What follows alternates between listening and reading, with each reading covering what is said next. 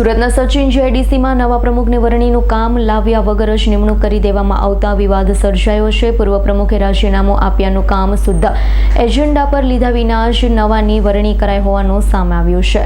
સુરતના સચિન જીઆઈડીસી ખાતે વ્યવસ્થાપક કમિટીની 5 સપ્ટેમ્બરના રોજ બેઠક બોલાવાઈ હતી. બેઠકમાં નવા પ્રમુખની વરણી કરાઈ હતી તેમજ પૂર્વ પ્રમુખે રાજીનામું આપ્યું હતું, જેમાં સભ્ય મહેન્દ્ર રામોલિયાએ વાંધો લઈ જણાવ્યું હતું કે ગુજરાત સહકારી અધિનિયમ 1961ની કલમ સોસાયટીના પેટા નિયમોનો ભંગ કરાયો છે. આ સહિતની બાબતના વાંધા લેવાયા હતા તો લેખિતમાં રજૂઆત જિલ્લા રજિસ્ટ્રાર અને રાજ્યના રજિસ્ટ્રારને પણ કરાઈ હતી. સાથે આગામી દિવસોમાં આ અંગે કોર્ટમાં જવાની શક્યતાઓ પણ વ્યક્ત કરાઈ હતી.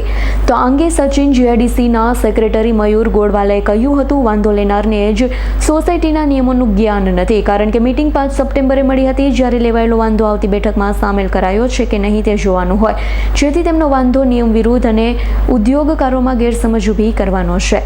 સચિન ઇન્ડસ્ટ્રીયલ એસોસિએશન છે, એમાં ચૂંટણી પછી 5 વર્ષ માટેના પ્રમુખ નીમવામાં આવે છે. દર વર્ષે પ્રમુખની વરણી થતી નથી, પણ હાલના જે કારોબારી સભ્યો અને સત્તાધારી પેનલ છે એ દર વર્ષે એનું પરિવર્તન પેનલના ઘોષણા પત્ર મુજબ પ્રમુખની વરણી કરે છે.